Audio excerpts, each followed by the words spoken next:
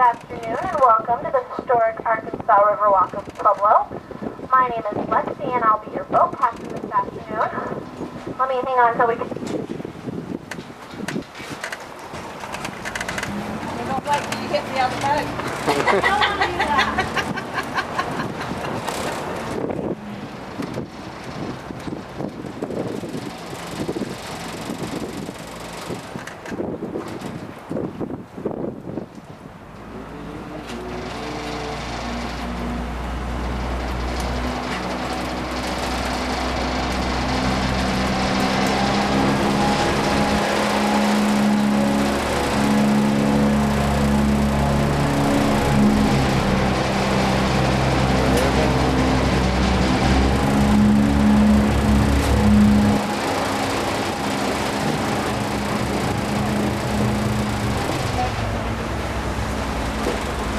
That's better.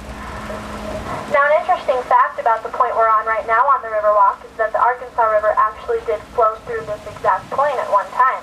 Up until the flood of 1921, which killed over 100 and left 43 people left missing, the river was then diverted about 4 blocks south of where we lie right now.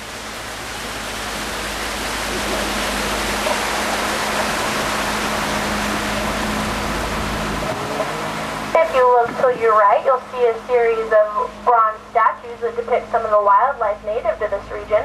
The one closest to the footpath is that of a beaver. We call him Bandit the Beaver, and he's actually our mascot here at the Riverwalk.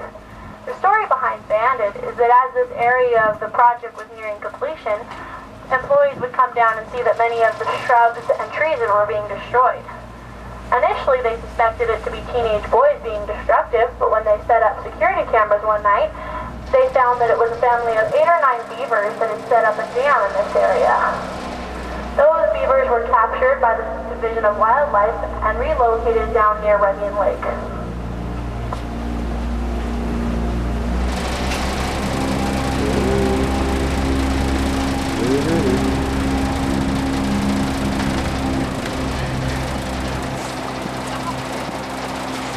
The large white tent you see to your right is the Excel Energy Amphitheater.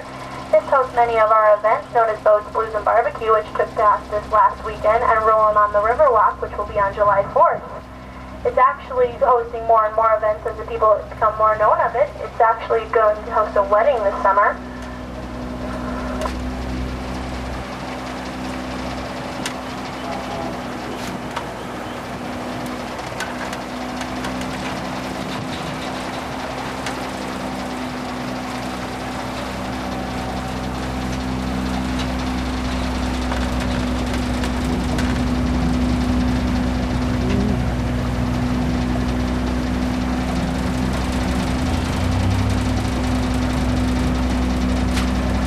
Building coming up on your right is one of the newest completed buildings here on the Riverwalk.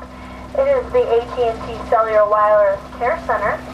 At this point, it employs 400 employees, but at full staff, there'll be 600 employees, and it was one of the main reasons for building the large parking garage behind me. This parking garage will host up to 750 cars, and it will also be used for the new police department being built on the other side.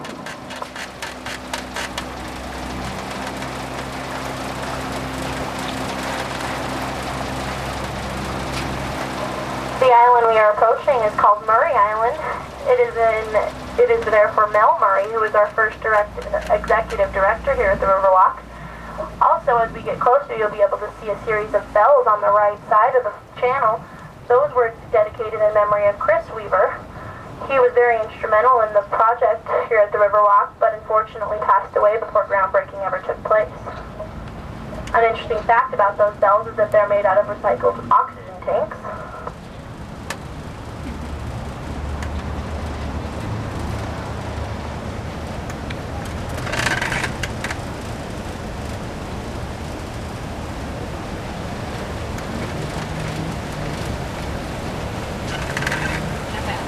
On your right is where the Riverwalk becomes natural again.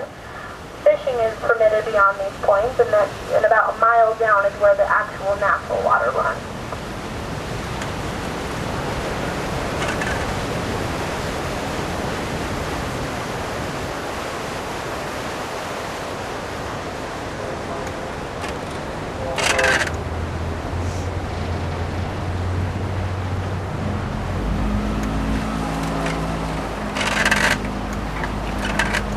If you look directly behind me, you'll see a large blue medallion in memorial of Lieutenant Zebulon Pike.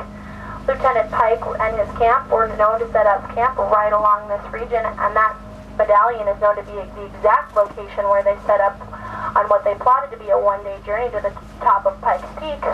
Unfortunately, Lieutenant Zebulon and his company never made it to the top. They only planned for a one-day journey when in actuality it took 4 days due to the giant snowdrifts in the middle of November.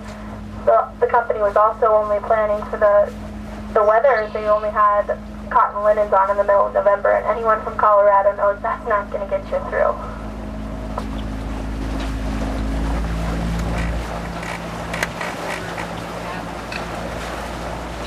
If you look off to the right and directly in front of us, you'll see a series of bronze statuettes depicting children having a water fight. That actually is perfect for this time, considering you'll actually see live children having water fights down at the Riverwalk during the summer months quite often.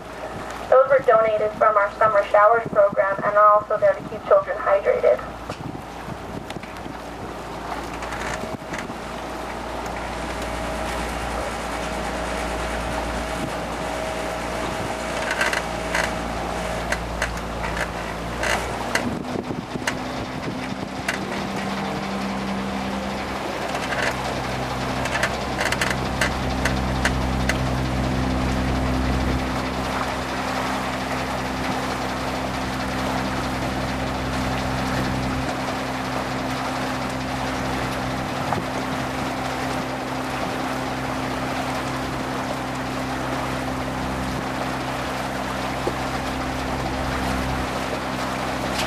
The area of the Riverwalk we are now entering is known as Gateway Park.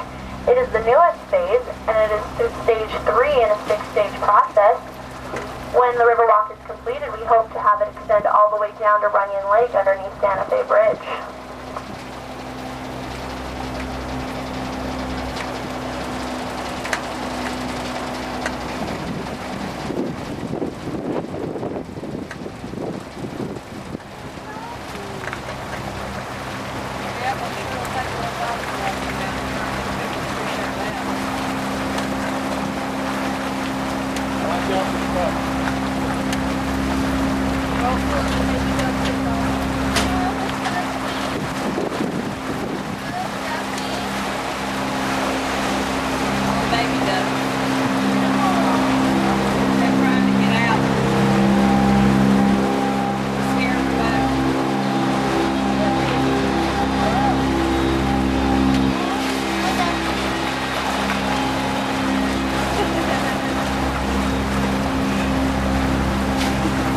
Off to either side, you'll see white signs that are a foresight for our newest pedestrian bridge, which was called the Veterans Bridge.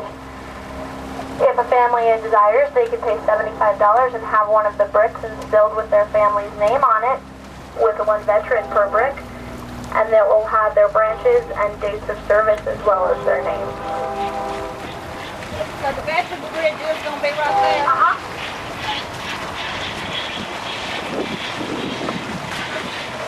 Off to the right is what we call our Confluence or Alpamar fountain. It was designed by the same company who designed the Bellagio fountains, called Wet Designs. It's not doing it right now, but at full shaft it can shoot 80 to 100 feet up in the air.